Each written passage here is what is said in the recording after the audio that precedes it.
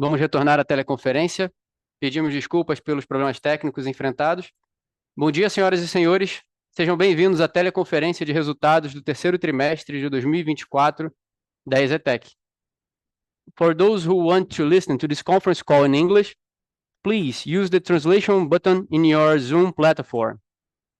Olá, eu sou Pedro Lourenço, responsável pelo Departamento de Relações com Investidores da companhia, e conosco para esta apresentação estão presentes os senhores Silvio Ernesto Zarzur, conselheiro, diretor-presidente da companhia, Flávio Ernesto Zarzur, diretor vice-presidente, presidente do Conselho de Administração, Samir Altaiar, vice-presidente do Conselho de Administração, Marcos Ernesto Zarzur, conselheiro da companhia, e Marcelo Ernesto Zarzur, diretor vice-presidente da companhia, assim como Emílio Fugazza, diretor financeiro e diretor de Relações com Investidores da EZTEC.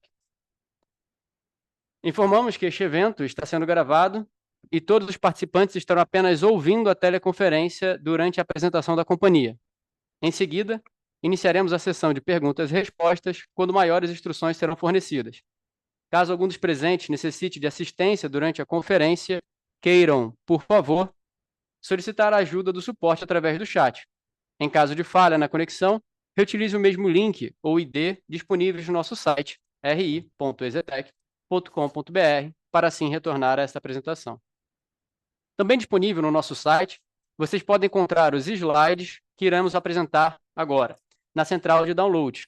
As informações estarão disponíveis em reais e em BR GAAP e IFRS aplicável às entidades de incorporação imobiliária no Brasil. Do contrário, estará sendo indicado.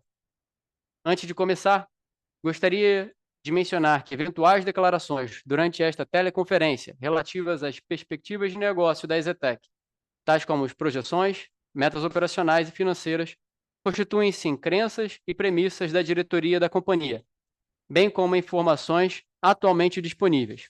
Considerações futuras não são garantia de desempenho. Elas envolvem riscos, incertezas e premissas, pois se referem a eventos futuros e, portanto, dependem de circunstâncias que podem ou não ocorrer. Investidores devem compreender que condições econômicas gerais, condições da indústria e outros fatores operacionais podem afetar o desempenho futuro da EZTEC e podem conduzir a resultados que diferem materialmente daqueles expressos em tais considerações. Agora, gostaria de passar a palavra ao senhor Emílio Fugazza, nosso diretor financeiro de RI, que iniciará a apresentação. Por favor, senhor Emílio, pode prosseguir. Pedro, obrigado. É um prazer e uma honra, como sempre, estar aqui celebrando com os nossos acionistas, com os nossos analistas, nossos ouvintes, a divulgação de resultados do terceiro trimestre de 2024. Obrigado a todos aqui pela audiência e pela paciência. Eu acho que eu começo com os lançamentos do nosso trimestre, do nosso terceiro trimestre de 24, iniciando pelo Lindenberg Alto das Nações, projeto esse que faz parte do Complexo Alto das Nações, na região da Marginal Pinheiros, Chácara Santo Antônio, projeto que faz parte de um grupo onde há shopping center, onde há edifício comercial, torre multiuso e o nosso projeto, que é uma torre de apartamentos de 110 a 213 metros quadrados, que com o lançamento obtivemos um percentual de venda de 41% até essa nossa data de divulgação. São 570 milhões de VGV, um projeto que já iniciamos a construção, dada a sua complexidade, e que, portanto, já foi permitido a nós o reconhecimento contábil, contribuindo com mais de 60 milhões de reais de receita líquida no nosso trimestre. Eu quero chamar a atenção que ele é 90% da participação do projeto da EZTEC. Continuando os nossos lançamentos, falamos agora do DOT 230. O DOT é um projeto na Rua Alves Guimarães, no bairro de Pinheiros, muito próximo da Avenida Rebouças. Ele é um projeto que foi originalmente comprado para ser um edifício comercial e foi habilmente transformado em um projeto residencial de apartamentos de 22 a 44 metros quadrados, tendo obtido em menos de um mês, entre o seu lançamento e vendas, aproximadamente 46% das suas vendas, contribuindo com um VGV para o ano de 153 milhões de reais. Na sequência, observamos a questão da performance dos nossos lançamentos. Nesse slide, que é novo em seu formato, a gente consegue perceber do lado esquerdo do slide os volumes lançados de 2020 até 2024. Então, por si só, a gente consegue perceber que a EZTEC lançou, nos 9 meses de 2024, aproximadamente 1,340 bilhões de reais, o que já é 35% maior do que o volume total lançado no ano de 2023. Chama atenção também que a gente pode observar na cor cereja os volumes lançados nos terceiros trimestres de cada ano, sendo agora, no ano de 2024, o maior volume para um terceiro trimestre lançado pela companhia. Mas o que chama atenção de verdade é o gráfico da direita, de 2024 a 2020, a velocidade de vendas que obtivemos sempre, como média, nos 3 primeiros meses de lançamentos que fizemos em cada ano.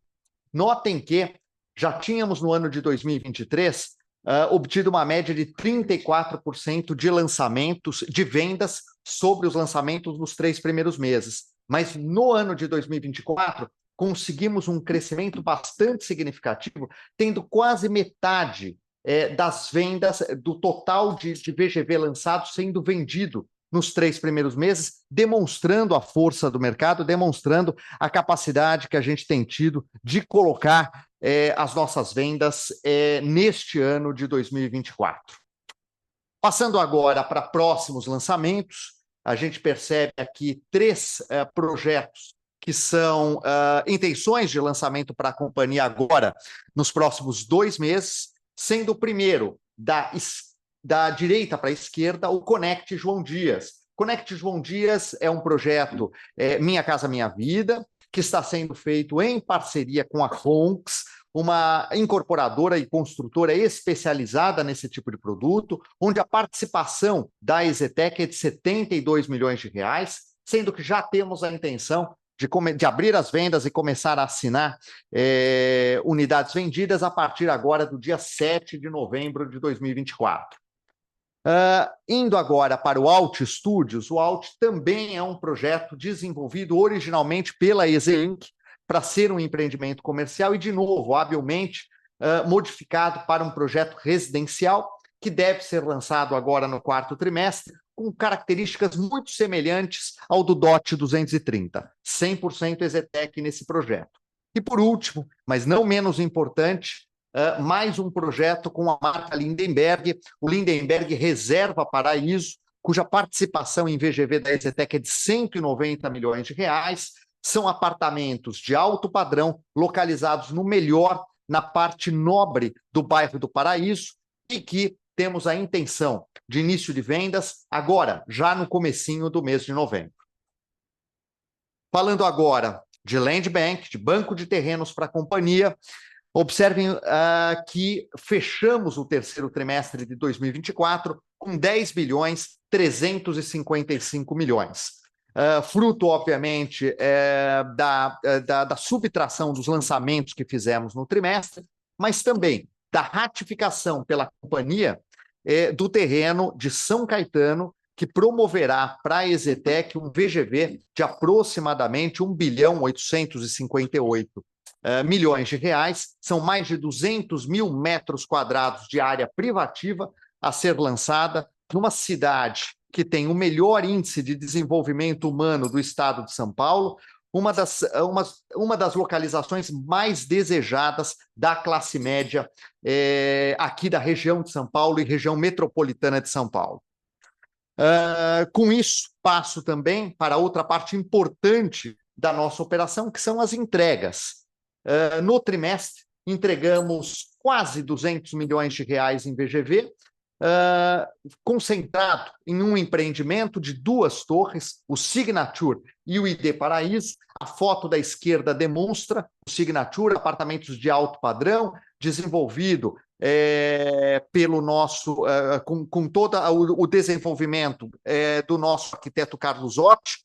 São 77% das unidades vendidas e que conseguimos também celebramos isso, terminando esse projeto com economia de custos, algo que não aconteceu nos últimos 2 anos para a companhia, voltamos a perceber um resultado positivo vindo da engenharia e contribuindo para o resultado final da EZTEC. O ano de 2024 é um ano mais, eu diria, contido do ponto de vista de entregas, com apenas 511 milhões de reais no total. No entanto, com 85% das unidades que serão entregues neste ano já vendidas. Importante ressaltar que 2025, um ano muito importante para entregas da companhia, já contempla hoje, ainda no quarto trimestre de 2025, já contempla 72% das suas unidades vendidas. Então, isso demonstra a força de entregarmos os empreendimentos sem necessariamente a formação de um estoque bruto, não pressionando a prática dos preços nas unidades prontas ou remanescentes que serão vendidas. Passando agora do nosso operacional para o nosso financeiro, vamos começar com a receita líquida. Item na qual tivemos um importante destaque nesse terceiro trimestre de 24, um crescimento significativo, que é se observado desde o primeiro trimestre, onde obtivemos 239 milhões, para 479 milhões. É um crescimento de mais de 100% de receita do primeiro para o terceiro trimestre de 24. Mas, não obstante, na linha de cima, vermelha, a gente pode observar que a receita acumulada de 12 meses atinge 1 bilhão 472, também um crescimento de aproximadamente 40% nos 12 meses anteriores, lá finalizados no terceiro trimestre de 2023. Destaco aqui que o crescimento dessa receita tem, obviamente, importante contribuição do Lindenberg Alto das Nações, com pelo menos 66 milhões de reais, também a superação das cláusulas suspensivas no Lindenberg Vista Brooklyn, com 40 milhões de reais, e não menos importante, tem sido um contribuinte fundamental nesse crescimento, o Lindenberg Ibirapuera, já com mais de 50% vendido, e uma execução de 73%, contribuindo para uma receita de 80 milhões de reais e crescimento de margem durante esse período. Movimentando-nos para o lucro bruto também um importante crescimento desde o primeiro trimestre, com 100% de crescimento, de 82 milhões para 163 milhões de reais. Aqui o destaque para o trimestre é a margem bruta, atingindo 34%. No entanto, como bem mencionado no release, que convido todos a depois observar melhor os detalhes de toda a nossa divulgação trimestral, a nossa margem REF, que é a proxy da margem bruta futura da companhia, continua firme e forte acima dos 40%, e no combinado com a equivalência patrimonial, 41%. Observem que isso se dá no contexto em que hoje uma superação de cláusula suspensiva com o reconhecimento de receita, nas atuais taxas que nós temos de NTN, faz com que o reconhecimento da receita tenha um desconto muito significativo através do ajuste a valor presente. Então, a margem de um empreendimento reconhecido hoje em dia, ela cai quase pela metade por conta desse ajuste a valor presente. Mas não é que essa margem vai embora, é um simples efeito contábil, ela fica guardadinha lá. Notem que, como a margem REF está em 40%, paulatinamente, conforme vamos nos aproximando do término da obra, ela vai sendo devolvida, promovendo esse aumento futuro no reconhecimento de margem para a companhia. Então, a margem REF, que é, de fato, a margem pela qual a companhia está trabalhando, está firme dentro dos 40%, o que nos traz bastante tranquilidade. Nos movimentando agora para a equivalência patrimonial, outro importante destaque, além da margem e, portanto, da receita da companhia, a equivalência patrimonial também teve um crescimento de quase 200% desde o primeiro trimestre de 2024. Sem dúvida nenhuma, esse crescimento de volume também se deve à presença dos empreendimentos controlados em conjunto através da EZCAL, da nossa parceria, da nossa joint venture com a Lindenberg. O total de equivalência patrimonial nos últimos 12 meses já acumula 84 milhões de reais, mas no trimestre ela foi de 29 milhões de reais, já incluído aqui a economia de custos. A economia contribui com uma receita, um resultado direto de praticamente 3 milhões de reais que temos que celebrar. Na sequência, o resultado financeiro. Outro destaque significativo do resultado total que a companhia obteve, são 37 milhões de reais de resultado, majoritariamente vindo através da nossa carteira de alienação fiduciária.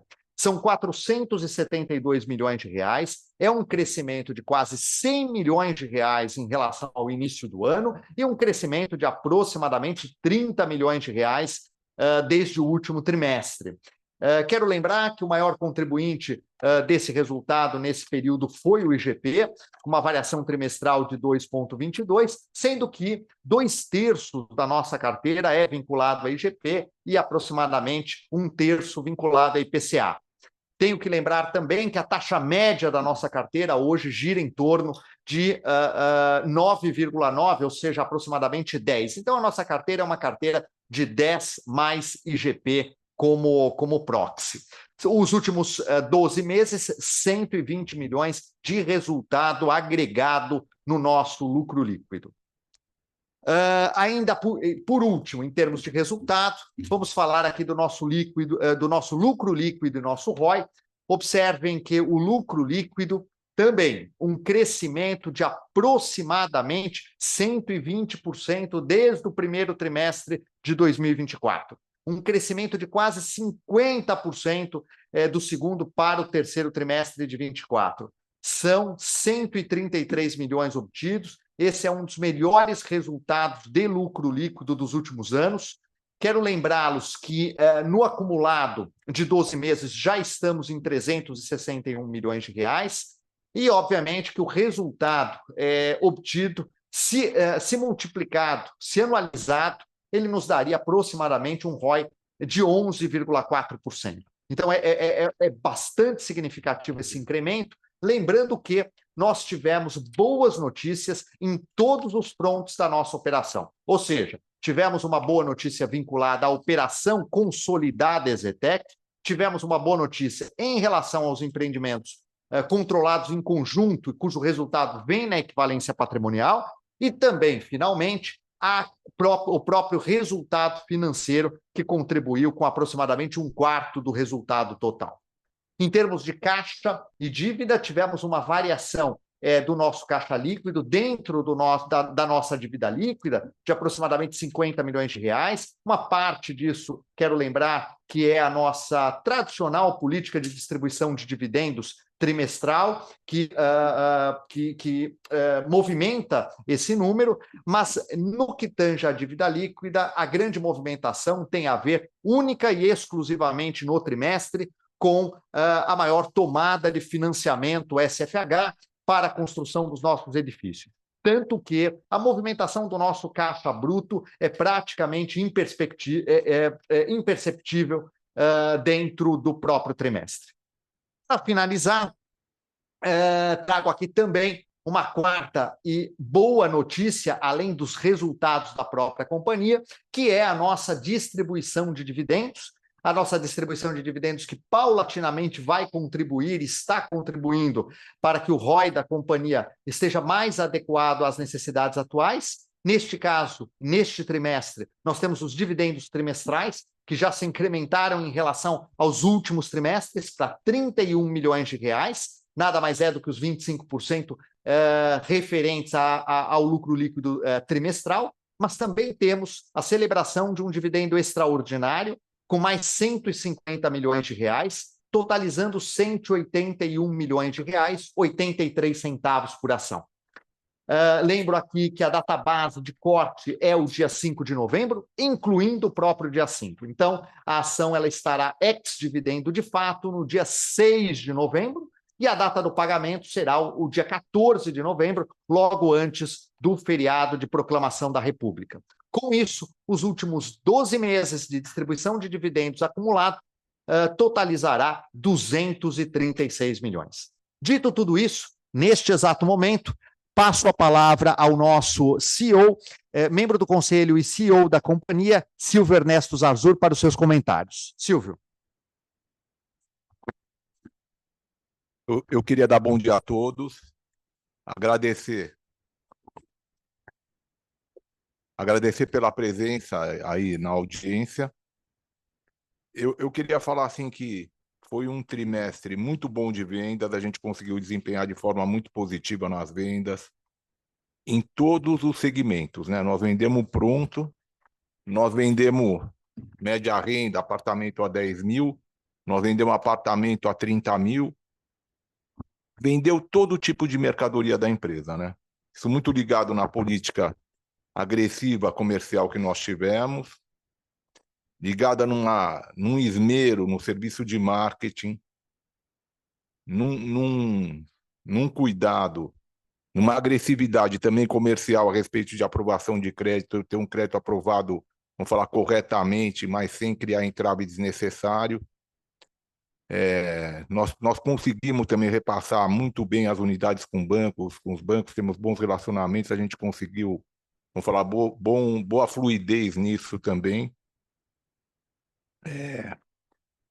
Eu queria falar também assim, esse resultado também está ligado à economia de obra. No final do dia, a gente não ouve mais aqui falar em estouro de obra, acho que as modificações que a gente fez, aquilo que a gente trabalhou na engenharia está funcionando muito bem. Então, hoje a gente imagina ou trabalha com a perspectiva de economia de obra, não mais com estouro de obra.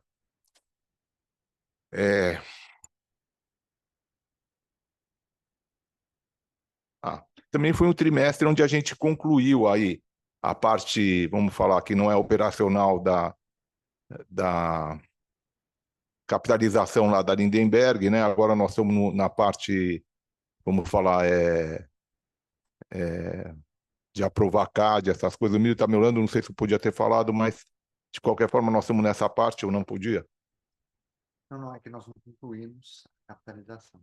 Não, eu falei que nós concluímos a parte da antecipação do bônus, nós estamos agora na parte operacional, né? Solicitamos então nós solicitamos, então, mas eu acho que isso está caminhando muito bem, então, se nós não terminamos, está caminhando muito bem, a gente deve ter um desfecho aí nos próximos 4 meses disso, acreditamos de forma positiva. Assim, outra coisa que nós também, eu acho importante salientar é assim, o nosso banco de terrenos, para a operação da companhia, ele é suficiente para os próximos 3 anos. Então, ele é um banco de terrenos de alta qualidade, tanto no aspecto de preço pago, de localização, como de possibilidade de liquidez. Então, não é um land bank que eu não consigo realizar no curto prazo. Então, isso me dá bastante tranquilidade em não precisar correr para comprar mais terrenos neste exato momento. Então, a gente deve ser bem criterioso na compra de terrenos aí no próximo ano, nos próximos 2 anos. Isso deve trazer para a gente um aumento da geração de caixa, porque a gente deve desembolsar menos dinheiro em compra de terrenos, tendo em vista a quantidade que a gente tem. A gente está bem distribuído, a gente achava antes que a gente estava numa posição muito concentrada na Zona Sul, não estamos mais, a gente conseguiu distribuir isso de uma forma melhor, então o nosso land bank está bem distribuído de forma a gente poder lançar um volume grande sem ter a nossa própria concorrência. Eu acho que eu falei isso, tem uma coisa também, a diretoria, a gente fez várias modificações na diretoria, assim, tivemos contratações, a gente profissionalizou algumas diretorias e isso está funcionando muito bem. Acho que isso é um ponto positivo. A gestão está muito enxuta, ela está muito eficiente e ela dá uma ideia para a gente de mais perenidade para a empresa. Quando a gente consegue fazer essa passagem em parte já por uma profissionalização, dá uma ideia para a gente de uma coisa mais perene, que eu acho que é muito importante, e o Flávio, Marcelo e o Marcos, meus irmãos aqui, os meus cunhados também têm buscado isso aqui na empresa. A gente busca isso constantemente, pensar na perenidade da empresa. Esse dividendo aí realmente é um excesso de capital que a gente tinha e que ele pedia para ser distribuído de forma a gente poder melhorar um pouquinho o nosso ROI, né? E eu acho que a busca aí para o ano é a gente estar melhorando o ROI aí ao longo dos próximos 3 anos, né? E uma coisa também que é interessante, ó, você vê, nós tivemos essas vendas fortes aí no terceiro trimestre. Esse mês fechou ontem, nós fechamos com 220 milhões no gerencial, né? Então é uma venda que continua forte, continua, vamos falar, distribuído na carteira como um todo. É lógico que a gente tem gerido isso, eu não sei se dá para... Eu acho que a gente vende, eu também tenho que falar isso, acho que a gente vende com preço 5% abaixo da concorrência. Então, mesmo com essa margem que a gente trabalha, a gente tem, vamos falar, vantagens competitivas que permitem que a gente venda 5% abaixo da concorrência, e isso dá mais volume, dá mais fluidez. Acabamos diluindo o custo comercial, acabamos diluindo o custo administrativo, isso tem ajudado a gente também. A agressividade comercial, ela tem sido uma coisa, vamos falar, decisiva para o nosso sucesso. Nós temos 2 plantões abertos, indo para assinatura, o Lindenberg aqui no Paraíso, que a gente acredita que vai ter um sucesso muito grande. É um prédio com participação 75% nossa, apesar de administrado lá pela Lindenberg, a gente acredita que vai muito bem. E nós temos aí o Missionários, junto com a Conx, que é operado por ela, e que também a gente entende que vai ter, nós temos mais 2 sucessos aí pela frente, de plantões já abertos, que estão para ser escriturados nos próximos dias, o que deve provavelmente manter aí a nossa velocidade de venda. Eu acho que ponto de atenção fica aí como é que vai estar o mercado para o ano que vem, tendo em vista essa taxa de juros aí, que atrapalhou inclusive o financiamento bancário, né? Acabou que teve um aumento no financiamento bancário que comprometeu um pouco a comprovação de renda do cliente. Nós temos aqui a carteira de alienação fiduciária funcionando com muita força, é um ponto de atenção também para a gente. Nós estamos aí entrando num modelo de daqui para frente transformar ela em uma coisa parametrizada já para repasse, então ela não vai ser mais uma carteira feita assim no molde que a gente fazia, a gente vai fazer ela já combinado para ela ter liquidez. Então, acho que esses são os pontos de atenção aí que eu queria destacar, para que está tudo indo muito bem aqui. Emílio, Bem. Então, obrigado. Não, Flávio, gostaria de seguir? assim, o fato é assim, acho que eu corroboro as colocações do Silvio, acho que levou um tempo para a gente se adaptar até costumo falar, a pós-pandemia, quer dizer, então a gente teve um pouco de mudança de filosofia, um pouco de mudança de alguns desafios para serem absorvidos. Acho que tudo isso passou, já ficou para trás, e estamos confortáveis com a tocada agora, e estamos muito satisfeitos com o resultado que estamos trazendo nesse terceiro TRI, e acreditamos que no médio e curto prazo a gente também vem com esse resultado nesse nível. Muito obrigado para todos. Bom dia para todo mundo. Obrigado pela presença. Eu quero também só ratificar o que o Silvio falou. A nova gestão assim da EZTEC, agora com as posições mais definidas e mais permanentes, com o Silvio na frente da operação e todo mundo sabendo em cada caixinha o que fazer, eu acredito que começou a dar o resultado que todo mundo estava esperando, né? E acho que daqui para frente continuar só melhorando, e se o mercado permitir, tenho certeza que os resultados vão continuar sendo muito, muito bons. Nós vamos começar já esse ano já com muito forte no início do ano. Devemos ter de 3 a 4 plantões prontos para lançamento, dependendo só realmente não, a aprovação já vai estar feita, dependendo mesmo do mercado para poder lançar com segurança e boas vendas.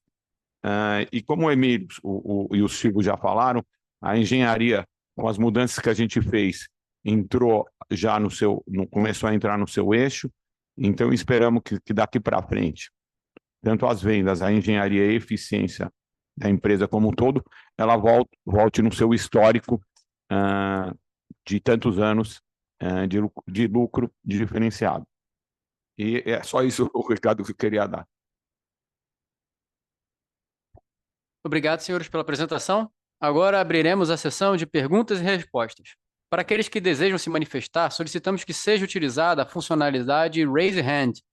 E, na medida que o tempo permitir, atenderemos também as perguntas que vierem via chat. Caso não seja possível respondê-los dentro do tempo previsto, solicitamos que encaminhe a pergunta com o contato de e-mail para o contato de RI disponível no nosso site. Dessa forma, o nosso time de relações com investidores conseguirá atendê-los. A nossa primeira pergunta vem do senhor Pedro Lobato, do Bradesco BBI. Senhor Pedro, pode prosseguir. Bom dia, pessoal. Obrigado pelo espaço. A primeira pergunta aqui, em relação aos dividendos, assim, quando a gente, vocês podem me corrigir se eu estiver errado, mas se a gente soma aí o dividendo que vocês devem distribuir esse ano, pensando no montante total, né, sem separação, deve ter sido o maior volume aí dos últimos anos, se a gente desconsidera aí o de 2017, teve extraordinário com a venda do EZ Towers, né? Então eu queria entender, assim, ficou claro na introdução que a ideia é melhorar o ROI, né? Mas, assim, mesmo com esse patamar aí, digamos novo, né, de dívida líquida, a gente pode continuar, então, esperando um extraordinário aí para os próximos anos, pelo menos nesse patamar. Enfim, queria entender um pouco mais a estratégia olhando para frente nos dividendos. E a segunda pergunta é mais em relação ao segmento de média renda, assim, né? A gente viu ao longo do trimestre, aí, pelo menos olhando a foto consolidada da cidade de São Paulo, um segmento de média renda que perdeu bastante representatividade, assim, né? Quando a gente olha na participação do total de lançamentos e vendas na cidade, a gente entende que tem um fator aí de plano diretor, né? Que postergou algumas aprovações, e também Minha Casa Minha Vida ganhando bastante share pelas condições atrativas, mas dito tudo isso, eu queria entender, assim, quais são os principais pontos, assim, do média renda que ainda mantém na visão positiva de vocês para o segmento aí, enfim, olhando para frente. Obrigado. Pedro, obrigado aí pela pergunta. É assim, ó, distribuição de dividendo, o que está certo é os 25%. Daí por diante, a gente não tem nada planejado, a gente vai estar analisando a cada período e a gente não tem nada planejado além disso. Então, se eventualmente lá para frente a gente entender uma situação, podemos fazer ou não. O que nós temos é 25. Aí assim, ó, você falou do média renda, né? Eu acho que passa muito, muito pelo aumento do Minha Casa Minha Vida quando você fala de diminuição de participação. Eu não sei em quanto ficou esse Minha Casa Minha Vida em São Paulo, ele pode ter sido um montante tão grande que o montante do média renda diminuiu em relação a ele. Mas fato é que empreendimentos bem localizados, com o produto certo, olha o que nós fizemos lá nos Vilares, que nós vendemos, não sei, 90%, 90% em 3, 4 meses. Eu falo assim, um preço bom, com margem boa.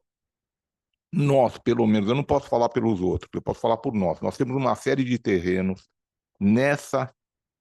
com essa característica pronto para a gente lançar ou em preparação para lançar. Nós temos em Osasco, nós temos em São Caetano, nós temos aqui na Fagundes Filho, na Zona Sul. Nós temos nos mais diversos lugares, espalhados pela cidade, esses produtos muito assertivos, que a gente entende que nós vamos ter, eu chamo assim, alta velocidade de vendas. É mais ou menos uma linha de produto de um determinado tamanho, com características de construção e custo, que põe a gente muito dentro do desejo do comprador, da possibilidade dele, e a gente tem pela forma como eles são distribuídos, a gente pode lançar eles, vamos falar, em sequência, sem ter, eu acho que, grandes problemas. Então, eu entendo que o média renda, bem trabalhado, da forma como a gente trabalha, não sei se é para todo mundo, eu não consigo dar um reporte geral de todo mundo, mas para a gente vai funcionar muito e vai ser o carro-chefe da empresa. É isso. Pedro, respondemos sua pergunta? Respondido sim. Obrigado, Silvio. Bom fim de semana, pessoal. Obrigado, Pedro. Muito obrigado, Pedro. Nossa próxima pergunta vem do senhor Juan Argenton, do Banco XP. Juan, o senhor pode prosseguir. Bom dia, pessoal. Obrigado pela pergunta e parabéns pelos resultados. Acho que duas perguntas que eu queria fazer aqui. Primeiro é sobre lançamento. Acho que queria entender um pouco a cabeça de vocês para volume em 2025. Se a ideia é ter um crescimento robusto também, como a gente viu esse ano. Acho que assim, a gente já vê velocidade de venda de lançamento mais alta, né, esse ano, então eu queria entender se isso já dá um pouco mais de confiança para vocês. Eu acho que só também tentar entender em perfil de produto, né, porque a gente viu o Alto das Nações, ele é um produto que já é mais concentrado em VGV, e eu queria entender se no ano que vem vocês também esperam ter alguns lançamentos bastante concentrados em VGV, ou se a ideia é espalhar em mais projetos. E a minha segunda pergunta é mais sobre margem de novos lançamentos. Eu acho que o Emílio explicou bastante o efeito de que a margem dos novos projetos ela vai crescendo ao longo do tempo. Eu queria entender só um pouco se a gente pegasse uma perspectiva dos lançamentos de agora numa margem total, se vocês veem uma margem que está acima ou em linha da REF da agora, de agora, só para a gente tentar entender aqui se a gente deveria continuar vendo crescimentos de REF olhando para frente. Acho que é isso. Obrigado.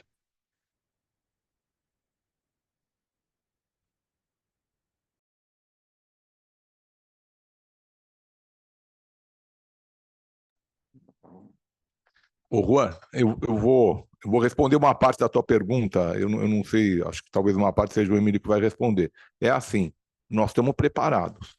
Então, o que quer dizer nós estamos preparados?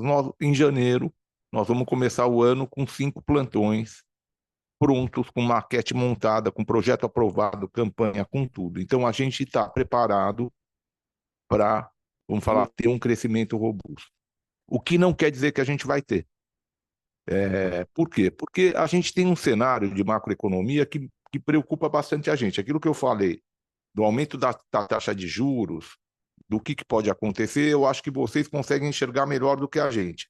Quando eu olho a companhia, se a gente não dependesse de uma situação geral da economia, a resposta ia ser sim. A gente deve ter um crescimento robusto dentro daquilo que a gente consegue fazer.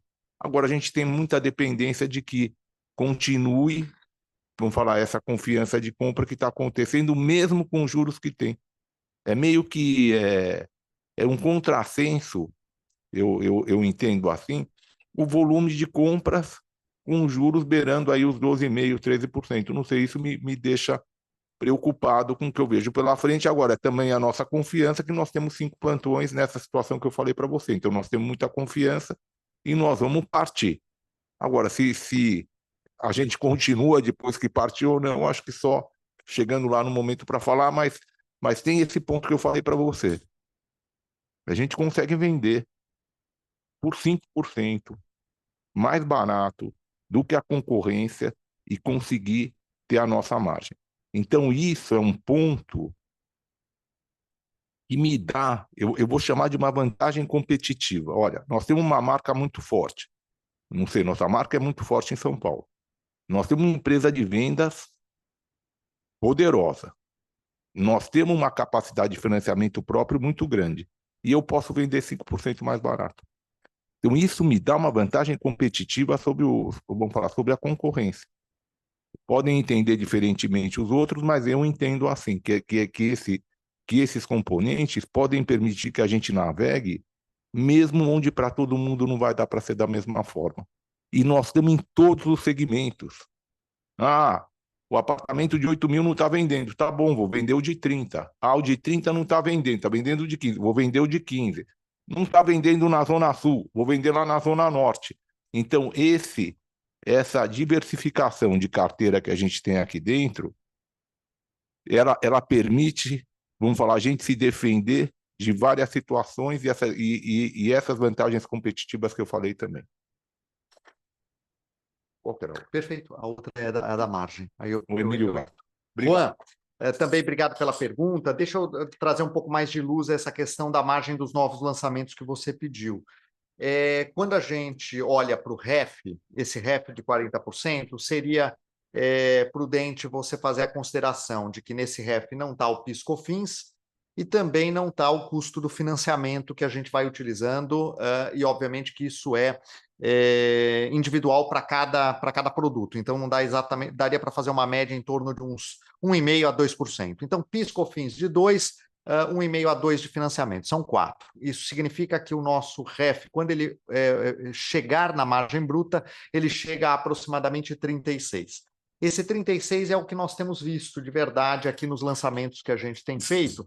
No entanto, tem sido bastante complicado o ajuste a valor presente, porque a NTN-B está muito alta, né? Então, quando eu olho para o Lindenberg Alto das Nações, muito bem vendido e já com POC considerado, meu volume de receita é alto.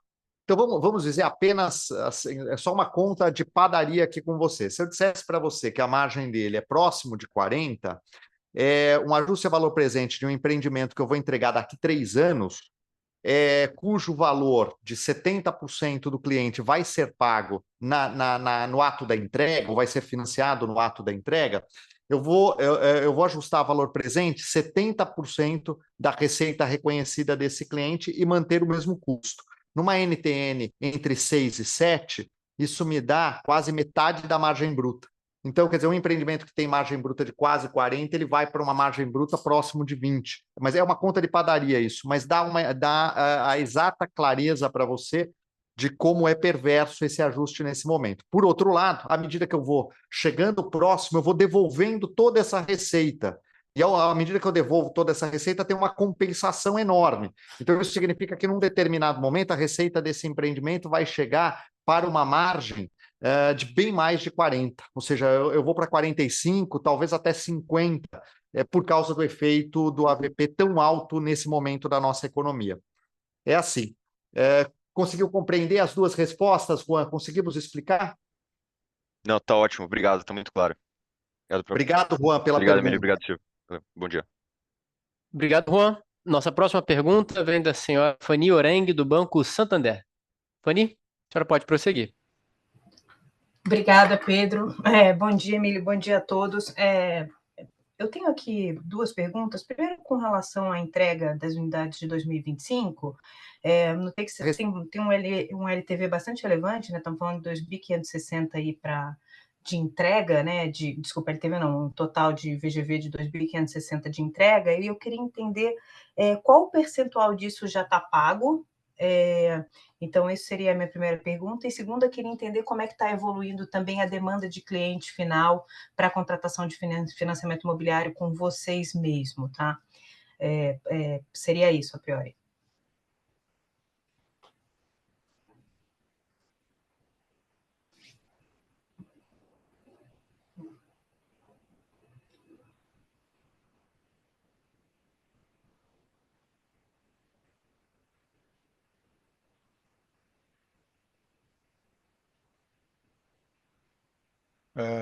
Bom dia, Pani. Obrigado pela pergunta. Nós montamos uma estrutura boa para fazer as entregas operacionais das obras. Temos entregado os imóveis a contento do nosso cliente. E assim, no resto, na parte operacional desses dados, o Emílio vai poder trazer também uma porcentagem importante deles, em função do nível do custo de financiamento, vem para a carteira de alienação fiduciária, né? Então, nesse último trimestre, a nossa carteira de alienação cresceu 70 milhões, não é isso, Emílio? cresceu 30 bilhões no último trimestre. 30 milhões. Quase 100 no ano. Quase 100 no ano.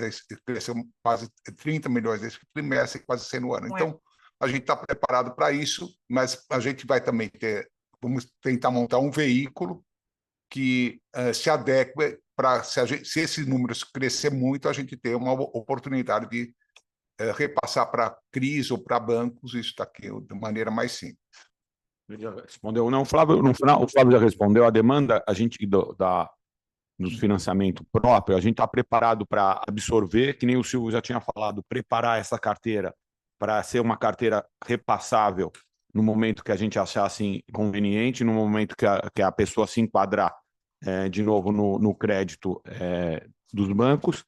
Então, nós estamos preparados para todo esse recebimento desses clientes. Fanny, eu acho que eu vou complementar a resposta dos meus colegas aqui no seguinte aspecto. Em primeiro, é importante mencionar que essa safra que vem é uma safra saudável, o percentual pago desses clientes, ele beira o 40%. No entanto, é importante mencionar que a EZTEC, através do Flávio, do próprio jurídico, vem num acompanhamento muito importante de cobrança, né? Então, quando você olha para os distratos que ocorrem trimestre a trimestre, a despeito de qualquer mudança que as pessoas tenham na sua forma de vida, o Flávio está sempre muito atento à questão da inadimplência para não deixar que essa inadimplência permaneça na nossa carteira. Então, quando a gente chega ao final do empreendimento, a gente chega com clientes que de verdade estão em situação de serem repassados ou de ficarem com a companhia, estão saudáveis. Isso é muito importante. O financiamento próprio, ele tem crescido, principalmente considerando as novas vendas, mas esse crescimento, que foi de 30 milhões no trimestre, ele, quando eu olho para o total do empreendimento entregue, ele não tem sido muito maior do que 5% do empreendimento entregue. Mas, obviamente, que a nossa percepção é que para o futuro, dado que o próprio Silvio comenta das taxas de juros e do recrudescimento do crédito imobiliário através de taxas, nós sabemos que a carteira vai ser um importante veículo para o financiamento de uma parcela desses nossos clientes. A companhia tem balanço robusto para isso, então é esperado que se incremente, mas até o momento nós estamos vendo isso numa situação bastante controlada e bastante saudável, sobretudo. Fanny, respondemos sua pergunta? Respondeu sim, Emílio, super obrigada. Só um follow-up aqui. Hoje vocês estão vendo, porque a gente sabe que a demanda dos fundos imobiliários para comprar carteira, né, de recebíveis está muito alta, né? E a carteira da EZTEC é uma carteira muito atraente, até pelo nível de retorno, né? Vocês têm recebido muita proposta de venda de compra de carteira de vocês? Fanny, sim, a gente recebe propostas aqui, eu diria para você, quinzenalmente. Nós temos os agentes financeiros nos fazendo propostas de CRI, cada um com a sua estrutura, operações com mezanino, com coparticipação ou não. Sim, a gente recebe, Fanny. E eu quero lembrar uma coisa, Fanny, assim, a gente é muito mais eficiente do que um fundo ou um banco para administrar essa carteira, porque a retomada do imóvel, na eventualidade da retomada, a revenda dele, tudo isso é parte do dia a dia da companhia, que a gente faz, inclusive, com lucro, né? Então, tem isso que o Emílio falou, e tem mais uma coisa, nós vamos ter essa carteira daqui por diante, ela preparada num modelo que vai dar mais liquidez ainda a ela e dar um valor maior a ela. A gente vai fazer ela dentro de parâmetros que vão permitir a gente ter uma liquidez e um valor maior para pegar ali no final do negócio. Acho que é isso. Tá ótimo. Vocês não podem dividir com a gente o que seria a taxa que hoje que a turma ficou oferecendo para vocês, não, né? Fanny, não, em essência é uma carteira que teria condições de ser securitizada ao par tranquilamente. É que hoje, na verdade, as ofertas que vêm, elas são ofertas para a gente ganhar alguma coisa a mais, obviamente, mantendo algum tipo de risco. Mas, ou seja, o valor pela qual ela está contabilizado é o valor pela qual a gente conseguiria levá-la aos veículos oferecidos pelos bancos, Fanny. Ou seja, esse nosso IGP, ou IPCA mais 10, ele está dentro da expectativa. E o risco que ele fala também é um risco de ganho também, porque essa administração de carteira, quando o Emílio fala do risco, a gente tem que ver que ele pode ser de duas mãos. Eu acho que administrar uma carteira dessa dentro do modelo e com a experiência e estrutura que nós temos, o risco vai se converter em lucro. Sem dúvida. Tá bom. Muito obrigada, viu? Obrigado, Fanny. Obrigado, Fanny. A nossa próxima pergunta vem do senhor Tainan Costa, do banco UBS. Senhor Tainan, pode prosseguir. Bom dia, pessoal. Minha primeira pergunta é um follow-up da anterior, né? Em linha com essas entregas que vocês têm para 2025, eu queria entender assim, quantos por cento vocês pretendem carteirar e quantos por cento vocês têm, né? Principalmente considerando esse cenário um pouco mais desafiador de escassez de recursos e taxas mais altas. E aí também como que está a expectativa de geração de caixa para o próximo ano. Tá? Essa é a primeira parte da pergunta. A segunda, eu queria abordar aqui também a despesa com venda que vocês reportaram. Talvez do nosso lado aqui tenha sido a maior surpresa. Vocês, em um passado recente, rodavam ali um nível de vendas perto de 300, 400 milhões por trimestre. Nos últimos 2 trimestres teve um salto ali para coisa perto de 500 milhões. No segundo trimestre, vocês acabaram reportando, né, que Tainan, as despesas com desculpa vendas te interromper, Tainan. Opa. Houve uma falha no seu áudio, não sei se para todos, mas para a gente aqui, a gente não conseguiu entender completamente a sua segunda pergunta. A primeira pergunta. Você pode retomar suas perguntas, por favor? Claro. Bom dia. Me ouve bem? A gente está ouvindo, sim. Pode continuar. Boa, legal. A primeira pergunta é o follow-up da pergunta anterior. Eu queria entender quantos por cento, né, desse volume de entrega que vocês têm para o próximo ano, quanto vocês pretendem carteirar e quantos por cento se repassam para os bancos, né, considerando esse cenário um pouco mais desafiador de escassez de recursos e aumento de taxas. E dado isso, como que está a expectativa de geração de caixa para 2025, se a gente consegue esperar um dividendo ordinário, dado todo esse repasse que tem para o próximo ano? Tainá, faz a segunda que você estava falando da despesa comercial, não é isso? Isso, perfeito. Um outro ponto que chamou nossa atenção aqui no TRI, talvez uma surpresa positiva aqui, foram as despesas com vendas, né? Vocês, em um passado recente, rodavam as vendas em torno de 300, 400 milhões por TRI. Nesses últimos 2 TRI, teve um salto para ali pouco mais perto de 500 milhões, tem um certo crescimento, mas as despesas com vendas, né? No segundo TRI ainda teve alguns outliers de despesa com marketing e venda não recorrentes, mas nesse TRI foi uma linha que chamou atenção, né? Mesmo com essas vendas nesse patamar, vocês conseguiram manter as despesas um pouco mais baixo, né? O que acabou diluindo o percentual de despesa com venda em relação às vendas ali mais perto de 5%.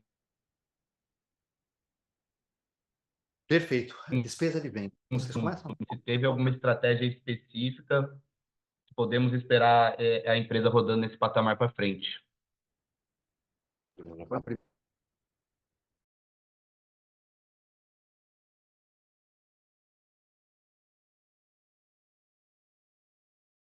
Tainá. Ô, Tainan, olha, assim, a nossa preferência é repasse bancário. Então, se o cliente tem a possibilidade, o crédito dele é aprovado, ele vai para o repasse bancário. Nós estamos preparados para aumentar um pouco, para aumentar, eu não sei, a gente pode fazer mais 200 milhões, por exemplo, ano que vem, de aumentar nossa carteira de alienação fiduciária, por exemplo. Mas não depende daquilo que a gente quer fazer. Depende deles não conseguirem ir no banco e eles se encaixarem no nosso. Então, isso é uma coisa que a gente se prepara para uma demanda, depende muito de como os bancos se comportam, como os bancos facilitam ou não o financiamento, para a gente entender a demanda que a gente tem. A gente está preparado para fazer, o que não quer dizer que a gente vai fazer. Então, esse é um ponto, assim, a gente planeja uma quantidade, mas não depende da gente para atingir. Se quiser falar de despesa comercial de venda, eu posso fazer. Fala.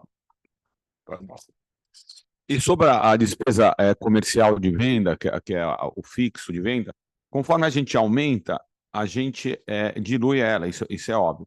Mas a gente monitora ela semana a semana, produto a produto, para poder fazer a melhor matemática para a firma.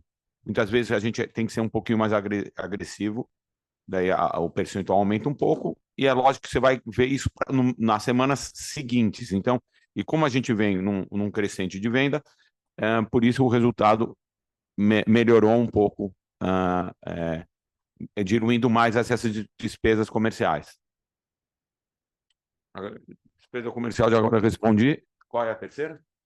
Não é a questão da F, só fazendo um complemento técnico aqui, que o Tainan perguntou a respeito do que tem capacidade de gerar de caixa para o próximo ano, o volume de entregas que nós temos. Tainan, obviamente que a gente tem as incertezas a respeito do que vai ser feito de AF e do que vai ser repassado. Então, eu acho que você pode fazer uma conta direta com base nos 2,5 bilhões que nós vamos entregar. Imagine que eu já falei para a Fanny, então, que 40% está pago, então eu tenho 60% a receber, e tenho, vamos dizer que eu chegue lá com 80% disso vendido.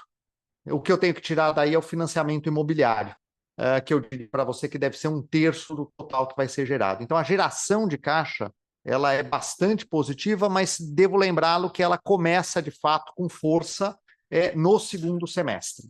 Sem dúvida nenhuma, é um ano muito importante de geração, mas a partir do segundo semestre, Tainan. E nós temos um pipeline de lançamento que consome um caixa também importante. Eu acho que nessa equação, o ponto positivo no final de tudo, estou falando a respeito de geração de caixa, é a não necessidade de compra de terreno. Quando eu olho a operação da empresa, tem a geração de caixa que o Emílio está falando, tem o consumo ali nos lançamentos, tudo que a gente faz, então eu imagino, e tem que chegar lá no percentual de obra, de início de obra, para você alcançar o financiamento, então tem uma série de coisas, então olha assim, o ponto da geração acho que é a compra menor de terrenos, acho que esse é o ponto mais relevante.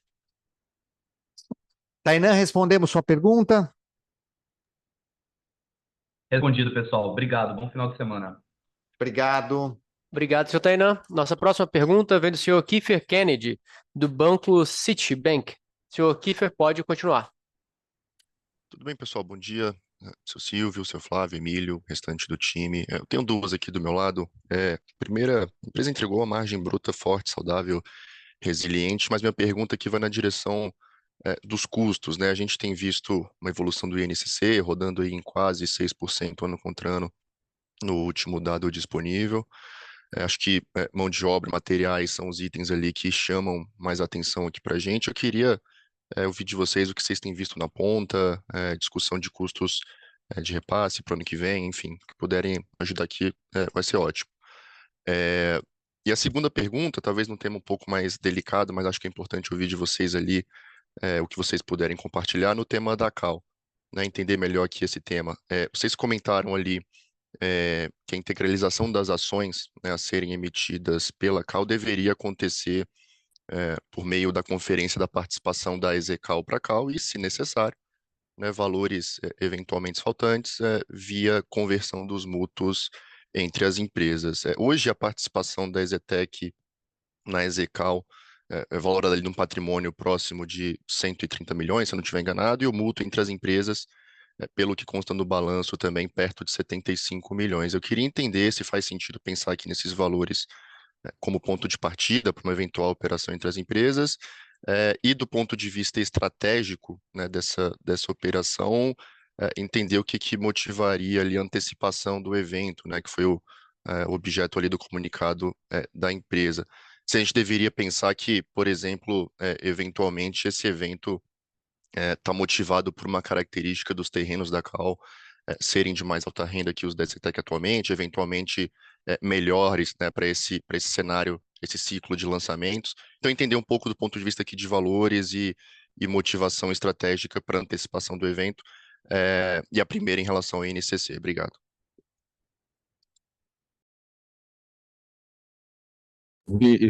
Pouco tempo estava lá na ponta, mas eu tenho acompanhado o GAVA.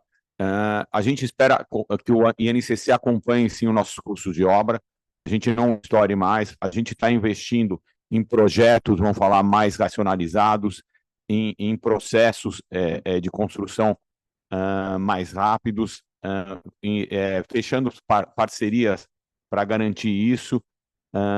Como a gente sempre teve parcerias para trás, é lógico que a mão de obra, eu acho que é o principal desafio.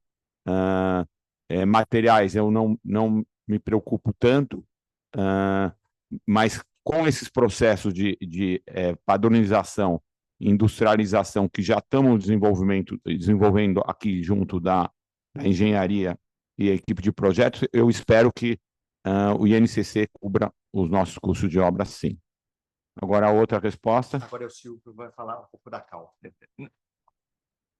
Eu quero falar ainda um pouquinho de custo de obra, só quero falar assim, como a gente tem feito projetos mais adequados para cada tipo de terreno, independente do custo estar aumentando pelo INCC, a gente tem sido mais eficiente na forma como a gente projeta, e isso tem trazido economia, não é uma economia, eu não sei explicar exatamente, aonde pode fazer alvenaria estrutural é alvenaria estrutural, aonde a gente tem um parceiro que faz, por exemplo, parede de concreto, a gente vai lá e faz parede de concreto, então a gente tem usado várias, vamos falar, instrumentos para a gente adequar o custo para o preço de venda que a gente quer atingir. Então, eu acho que a gente está indo muito bem nisso. A parte é assim, ó, a associação com a Lindenberg, né? A Lindenberg, ela tem trazido frutos bons para ela mesmo, né? Você vê que desde que a gente se associou, é uma companhia que tem tido um desempenho muito bom, e quando a gente olha como eles atuam junto com a gente nas vendas, etc., tem sido muito positivo. Aí, assim, ó, era uma companhia que estava com patrimônio de 30. Hoje de 30. Então, você vê, é uma companhia sem condições de se financiar, é uma companhia sem condições de crescer. E quando a gente olha aquilo que a gente pretende atingir na sociedade com eles, é muito positivo a gente fazer esse movimento, eles terem uma estrutura de capital, vamos falar, que permita um crescimento mais rápido deles. Então, e vamos lembrar que nós vamos ter mais ou menos 40%, imagino eu, no final dessa conclusão disso. E esse próximo, vamos falar, período de mercado, eu acho que vai ser favorável para eles. Então, e não é sempre que o mercado é favorável no Brasil. Você fala, não, ó, eu vou fazer isso daqui 3 anos. Daqui 3 anos pode ser que mudou tudo e você não faz mais nada. Então, aqui o entendimento geral aqui foi de que o momento é positivo, o momento quando a gente investe vai dar a capacidade deles de fazerem. Essa capacidade de fazer daqui 3 anos, ela podia não encontrar um mercado favorável que a gente está vendo que encontraria agora. Então, é essa a motivação de pôr ela rodando mais forte agora que a gente está vendo um cenário positivo. Eu vou de novo. Daqui 3 anos a gente não sabe, podia não ter um cenário positivo para eles, a gente espera que os próximos anos vão ser bons e a gente está junto com eles, tanto lá na Lindenberg, como quando a Lindenberg se associa com a EZTEC. Então, são 2, vamos falar, canais de negócios importantes para a gente. Obrigado, Silvio. Só complementando, Kiffer, e ratificando, porque essa também é uma questão importante que você mencionou. Nesta operação, onde nós solicitamos a antecipação, nós vamos capitalizá-los através da participação da EZCAL, da nossa parte na EZCAL, e o complemento faremos com parte dos mútuos que foram feitos com a CAL. Nós ainda teremos conosco uma parcela significativa dos mútuos que permanecerão na EZTEC, então eu terei essa operação com partes relacionadas aqui, que renderá algum tipo de remuneração para a companhia, até que a CAL consiga, através da sua própria estrutura, um custo de capital mais baixo, um custo de dívida um pouco mais baixo. Esse é o passo a passo que a gente pretende fomentar junto à CAL nos próximos anos. Kiffer, conseguimos responder as suas perguntas? Respondido. Pessoal, tem algum prazo aí, próximos passos para discussão com a CAL? Vocês comentaram sobre o CAD ali, mas o que seria o time aqui para a gente entender? Kiffer, a partir de agora não existe mais a discussão com a CAL, né? Ou seja, a discussão foi feita através do pedido de antecipação. O passo a passo, realmente, ele é um passo a passo legal, ou seja, tem, por parte da CAL, tem 2 assembleias para serem feitas, tem reuniões de conselho e CAD. Então, por isso que o Silvio mencionou uma expectativa de conclusão do processo em 4 meses, dado esses prazos legais, Kiffer. Tá bom? Tá ótimo, pessoal. Obrigado. Pronto. Pedro, por favor. Obrigado, Kiffer. Nossa próxima pergunta vem da senhora Mariângela Castro, do Itaú. Mariângela, pode prosseguir. Não é do Cambaúva?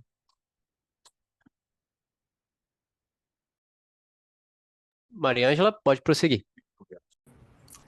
Bom dia, pessoal. Tive um problema aqui para ativar o som, mas enfim, muito obrigada pela pergunta e também parabéns pelos resultados. Do meu lado, são duas. Primeiro, eu queria explorar um pouco esse patamar de lucro líquido que a companhia atingiu nesse trimestre. Faz sentido a gente pensar nisso como recorrente para os trimestres seguintes? Qual é um pouco a cabeça de vocês para essa evolução de lucro da companhia? E a minha segunda pergunta, voltando no tema de funding, queria entender isso da perspectiva da EZTEC, como tem sido para vocês conseguir financiamento para projetos com os bancos, se vocês têm sentido alguma pressão nas taxas ou mais dificuldade em relação a isso recentemente. É isso, muito obrigada.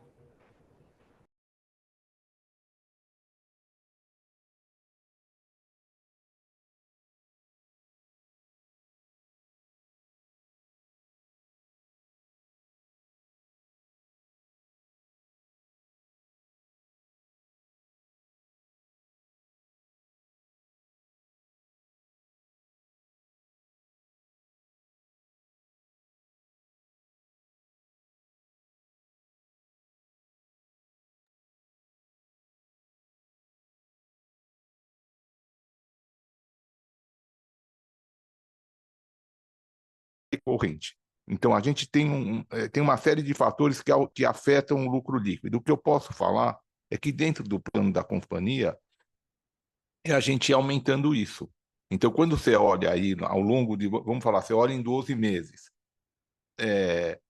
tem aspectos que, vamos falar, são pontuais e eles mudam um pouco a evolução. Agora, a nossa ideia é que o lucro nosso aumentar para o outro ano.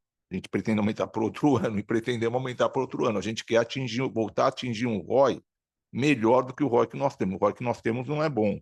Nós estamos girando aí em 8, entre 7 e 8 por ano. A gente queria atingir aí o ROI de 12 primeiro, depois a gente queria atingir 16, a gente queria atingir 20, voltar a rodar 20, que era aquilo que a gente rodava tradicionalmente. Nós temos um plano traçado de longo prazo para atingir isso. Isso não acontece de um dia para o outro, a menos que a gente tenha lá algum movimento dentro do STER, o que não está configurado, não temos uma negociação importante, não temos nada disso acontecendo, mas o mercado de corporativo tem melhorado. Eu acho que eu falei assim, o aumento é lento e gradual para a gente seguir aí num plano para vocês poderem eventualmente fazer uma previsão. E falando sobre o funding para a EZTEC, como todo mundo sabe, é uma empresa bem ranqueada nos bancos. Eles têm vindo muito em linha com os últimos financiamentos que a gente tem feito, né? Inclusive, a gente está em um processo de cotação do financiamento para produção até junho do ano que vem, e as taxas estão vindo nos mesmos patamares anteriores, e é um recurso considerável em torno de 1 bilhão, e está vindo nas mesmas taxas que a gente praticava anteriormente. Se o Emílio quiser completar, mas é mais ou menos isso, né, Emílio? Claro. A nossa preocupação maior, honestamente, Mariângela, é com o cliente final, né? Porque a companhia ela está bem protegida através do seu próprio balanço e através da qualidade da administração e dos resultados. O cliente final é uma preocupação para nós e, obviamente, que a gente gostaria de manter sempre a proximidade com os bancos que têm a condição de fazer uma taxa competitiva para esses clientes, porque no final 60% desse crédito vai ficar com eles no final. Mariângela, respondemos sua pergunta? Responderam sim, pessoal. Muito obrigada. Obrigado, Mariângela. Obrigado, Mariângela. Nossa próxima pergunta vem do senhor Igor Machado, do Banco Goldman Sachs. Senhor Igor, pode prosseguir. Mas e o Cambaú? Bom dia, pessoal. Obrigado pelo espaço aqui para tomar as perguntas. Aqui do meu lado são duas. A primeira seria sobre estoques, né? A gente viu um aumento aí de 9% sequencialmente, e 56% aqui é do alto padrão. Queria ver como vocês estão vendo daqui para frente, se vocês estão esperando uma queda aí, dado que a gente viu uma maior liquidez nos produtos de alto padrão, né? E aí, a segunda pergunta, continuando aqui no pipeline de terrenos, vocês mencionaram que para os próximos 3 anos você já tem o pipeline pronto, e eu queria entender melhor, se possível, qual a distribuição desse terreno dentre os segmentos que vocês vão lançar. E é isso. Obrigado.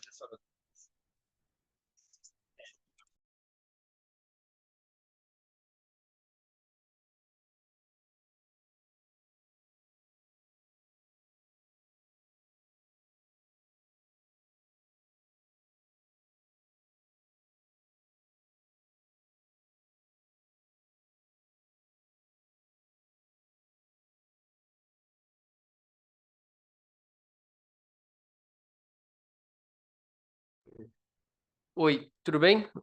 Poderia repetir a primeira pergunta, por favor, senhor Igor?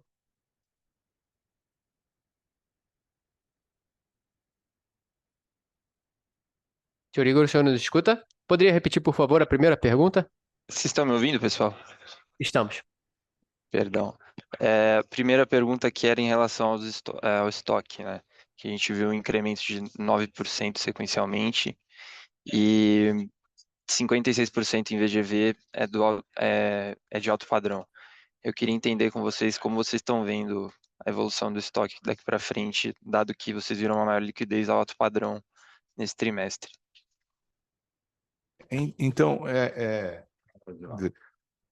Igor, obrigado pela pergunta. É assim, ó, esse crescimento de estoque, essa posição de estoque de alto padrão, ela é momentânea e circunstancial. A gente trabalha, vamos falar uma coisa de cada vez, e esse trimestre nós trabalhamos para diminuir o estoque de alto padrão e conseguimos diminuir ele até, inclusive, eu vou falar um pouco de estoque geral.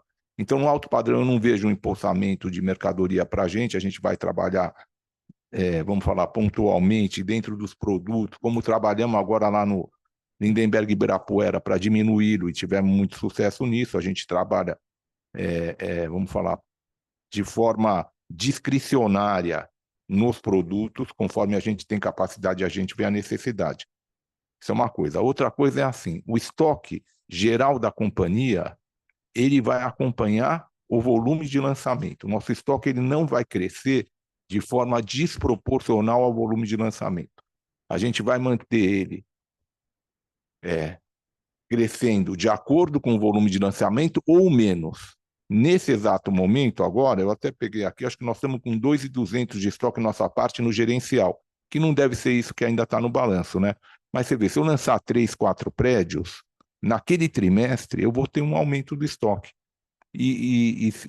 Porque você não consegue dar fluidez para tudo aquilo que você lançou e você vai ajustando isso ao longo do ano. Agora, percentualmente, em relação ao volume que a gente lança, o estoque vai estar ou no volume que ele está ou abaixo disso. É isso que a gente vai gerenciar para ser. E tinha uma outra pergunta.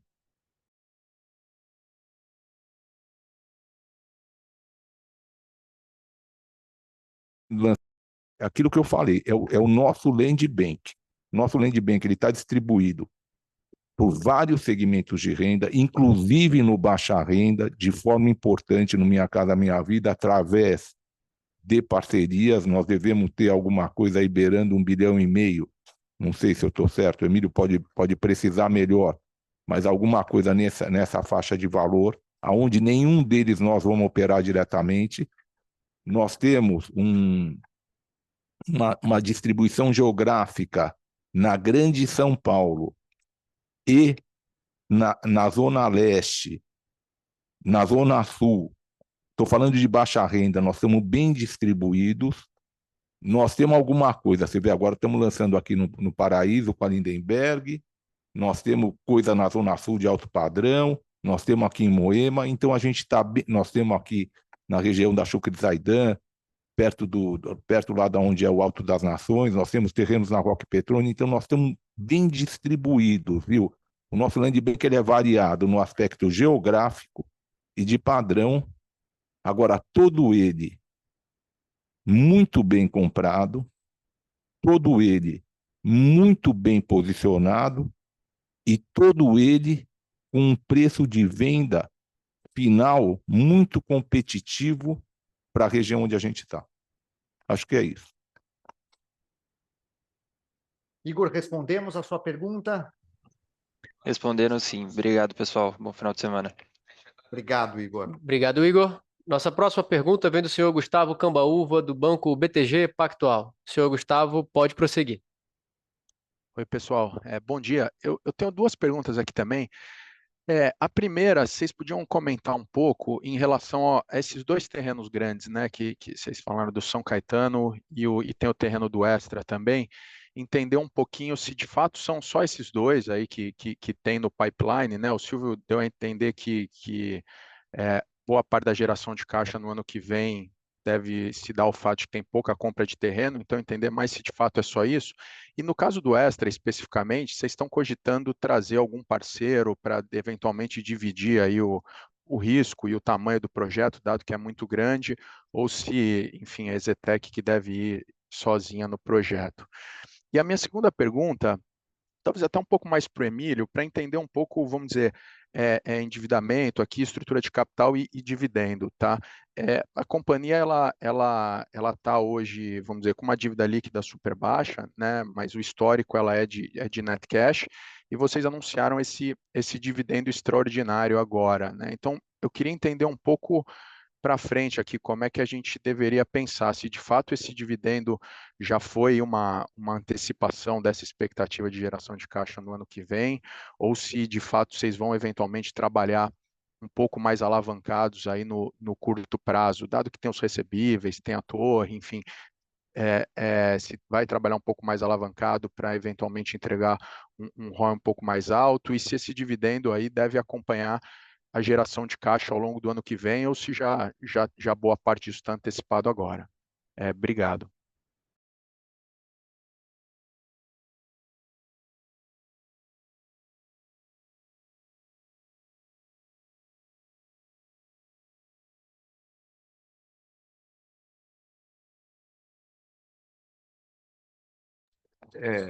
Você tá bom, Gustavo? Tudo bem?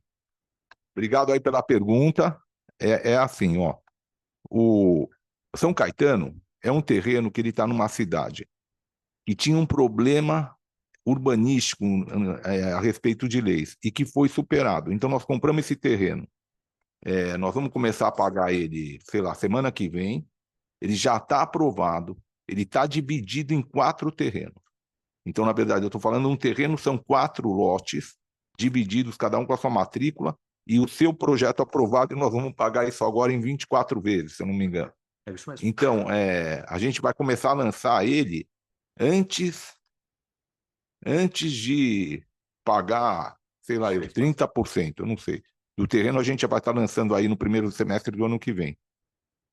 É uma cidade que tem uma alta demanda por causa desse problema urbanístico que tinha, uma cidade que tem um dos maiores IDHs aqui da região, e é uma cidade que tem muito desejo de moradia. Nós compramos esse terreno num preço que eu julgo adequado e a gente acredita muito nele. E estamos sozinhos nele, né? Um VGV de 1.800.000, ele é da EZTEC, com produtos variados. Você imagina que vai ter desde apartamento de 4 dormitórios com 140, 150 metros, até apartamento sem vaga de garagem, de um dormitório com 35 metros. Nós temos vários empreendimentos em sequência para a gente estar fazendo isso num tempo não tão longo. Como a gente tem uma diversidade de empreendimentos, a gente acredita que a gente vai conseguir converter isso em vendas num prazo menor do que aquele que se espera num terreno desse tamanho. Aí, do Extra, eu vou falar o seguinte: eu vou deixar para falar do Extra quando a gente superar a cláusula de aquisição. Nós não superamos a cláusula de aquisição do Extra. O Extra é uma, eu vou chamar como é que fala, Emílio, isso? O que ele é? O Extra, ele não é uma compra. Ele está numa cláusula suspensiva. Está numa cláusula suspensiva. Nós estamos lá analisando, eu acho que é um excelente negócio, mas todo esse tipo de análise, de parceria, etc., no momento em que a gente executar essa compra. E tem mais uma coisa: quando eu falo do Land Bank, do tempo dele, eu não estou contando com o Extra. O Extra seria mais, fora isso que eu falei dos 2 anos que eu tenho, dos 3 anos que eu tenho de terreno para lançar. E fora esses terrenos, nós temos um terreno, que é o terreno da Bandeirantes, que ele é maior também, né? Ele é um pouco, vamos falar, eu não me lembro exatamente o VGV dele, mas deve ser 1,5 bi, que é um que está no pipeline, que tem É o único terreno, vamos falar assim, que seria um terreno extraordinário dentro do nosso pipeline.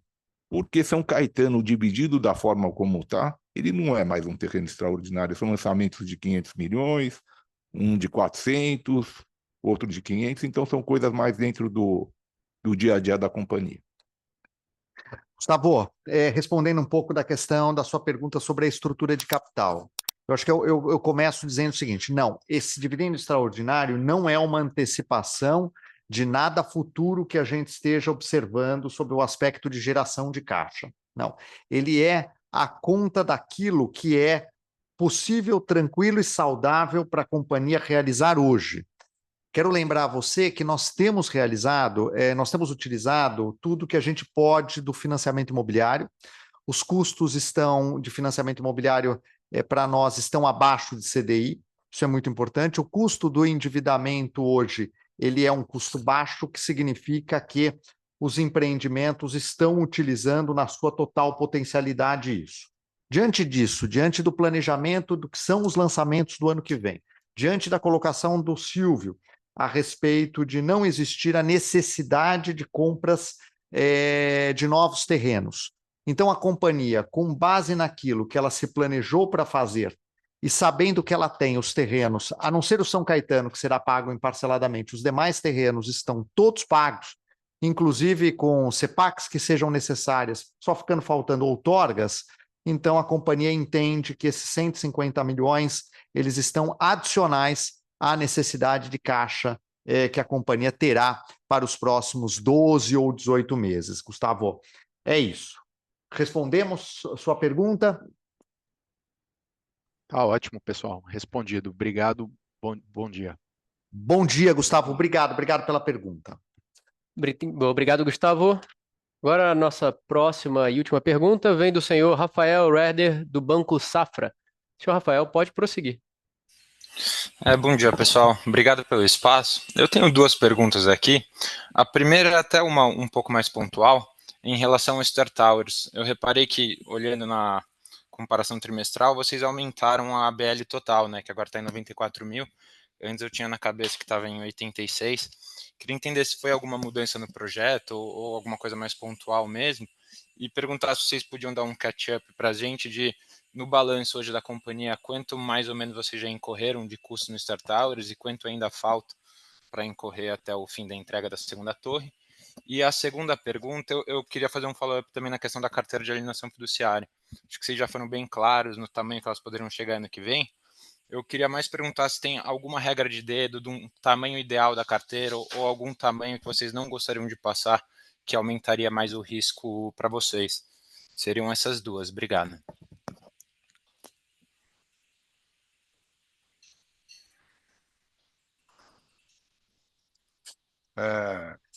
Tudo bem, é o seguinte, no particular do Star Tower, é o seguinte, o ABL sempre não teve mudanças. Não teve mudanças. Há pouco tempo, faz muito tempo que já está. Não. Então, não teve mudanças e assim, nos últimos 3 anos, ele é 94 mil metros. Tá? E de área de ABL. Aqui, estrategicamente, na questão do Star Tower, em função da melhora da demanda por escritórios corporativos, a gente está se programando para, até o final de 2025, concluir a primeira torre. É isso. Então, nesse período, a gente deve fazer investimentos nessa linha e a gente está sentindo que já tem alguma demanda, mas nada que ancore o prédio que é o que a gente está buscando, tá? Então, estamos tranquilos a respeito disso. Especulativamente, a gente vai acabar essa torre dentro do ano de 2025. Então, é isso que o Flávio está falando. A gente está entendendo que tem uma demanda aí que a gente deve conseguir fazer uma alocação, algum movimento dentro dela. Não temos as coisas na mão ainda, mas a gente resolveu acabar a torre e vamos acabar também dentro do primeiro semestre do ano que vem. A torre é muito menor, que é do Air Brooklyn, lá o comercial do Air Brooklyn, nós vamos acabar também dentro do primeiro semestre do ano que vem. Também porque a gente entende que é um momento correto da gente acabar e buscar a alocação ou a venda desses ativos. E também complementando aqui o Flávio, quando ele falou que nós vamos fazer o investimento, quero lembrar que a gente tem financiamento contratado para esse empreendimento, então significa que esse investimento virá do crédito imobiliário normalmente. E a segunda pergunta que você fez, que é a respeito do tamanho da carteira, é o tamanho da carteira de alienação fiduciária que a gente considera ideal. Veja, a primeira coisa importante a mencionar é que a carteira de alienação ela é um instrumento de venda. Então, não é uma questão que nós estamos fazendo isso de forma oportunística, não. Ela é parte da operação porque ela enseja aqui a oportunidade de vendas no preço adequado e, de certa maneira, dadas as condições que a gente analisa essa carteira, analisa o crédito, ela é um instrumento importante de geração de resultados para a companhia. Considerando que o cenário ele pode ser um pouco mais desafiador do ponto de vista de repasse para os clientes e possa aumentar essa carteira, se houver um aumento que a gente entenda inadequado para o tamanho ou que a gente necessite desses recursos, enxergar uma boa oportunidade de colocação através de instrumentos de mercado, como os próprios CRIs que estão sendo oferecidos hoje, na pergunta que a gente respondeu para a Fanny, nós vamos fazer. Mas hoje não existe a preocupação de admitirmos um determinado nível para a carteira. Ela está crescendo muito pouco a pouco, então isso nos deixa bastante tranquilo. Silvio? O Emílio falou das vendas, é verdade, é um instrumento importante de vendas. Agora, você imagina que você vende um empreendimento, você aprova o crédito da pessoa, a pessoa se fia que vai financiar o imóvel lá no banco 3, 4 anos antes dele receber, com uma taxa de juros X. E na hora que ele vai chegar lá, para ele paga os 30%, 40% para a gente, aí chega lá na hora dele ir buscar o financiamento, ele pode encontrar uma taxa muito diferente daquela que ele projetou e que a gente projetou para ele efetivar a compra. Então, a gente ter essa carteira aqui, a gente pôr esse cara dentro da carteira, ele traz uma aderência nesse repasse, eu vou chamar de repasse, juntando o repasse bancário e o repasse com a gente, muito maior. Eu não posso deixar de ter.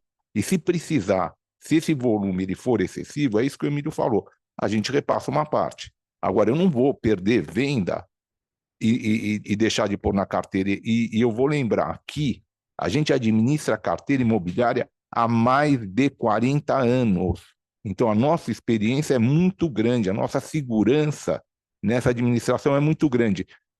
Ela nunca gera prejuízo. Então, uma retomada, a gente sabe fazer. Um banco, ele não tem a agilidade que a gente tem de pegar o apartamento, reformar o apartamento e pôr no mercado de novo. Para ele, tudo isso é um problema. Para a gente, é dia a dia, é muito fácil de fazer. Então, a gente continua, a gente vai usar ela dentro do volume que for necessário e vamos repassar o excedente que a gente entender que não é bom para a gente, nós repassamos e ficamos aqui administrando o todo. Acho que é isso. Lembrando só um pontinho a mais, que grande parte dos clientes, eles entram na carteira de alienação fiduciária de maneira transitória. Eles ficam lá 1 ou 2 anos e depois eles vão para o banco se eles conseguirem um financiamento melhor. Então, também é uma maneira dele conseguir se colocar melhor e passar por conseguir adquirir seu apartamento. Rafael, conseguimos responder sua pergunta?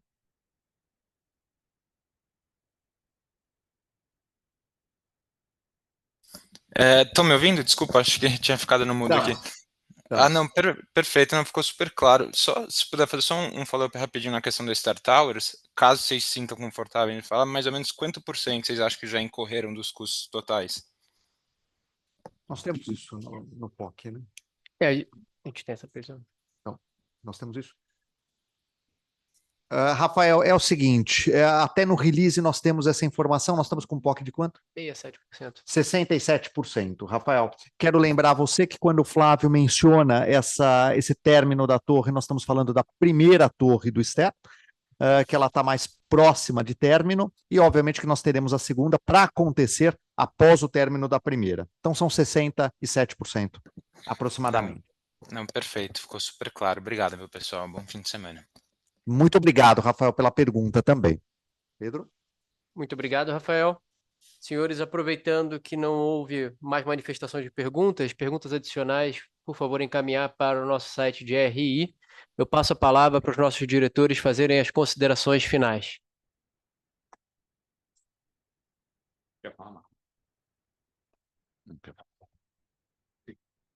Olha,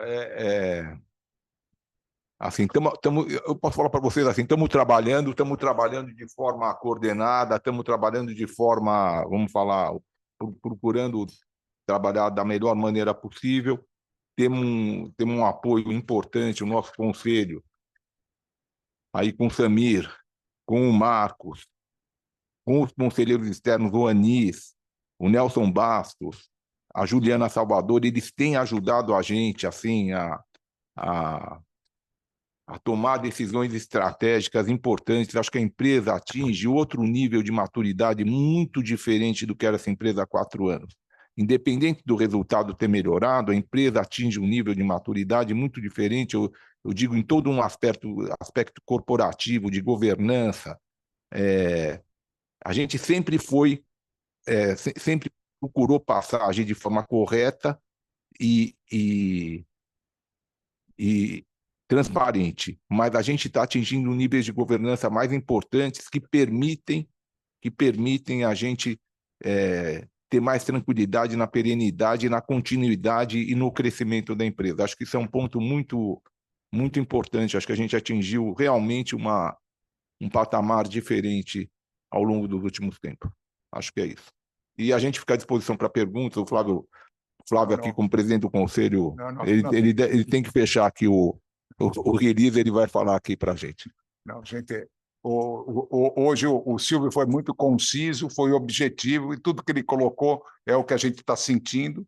Falou aqui por mim, pelo Samir, por todos os outros, e estamos muito confortáveis, e obrigado pela audiência, contem conosco.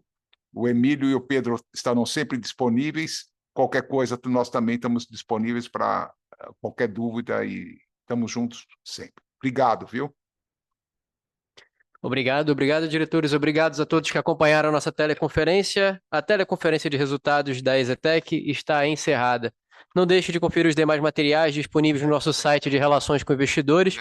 Agradecemos a participação de todos e desejamos um ótimo dia.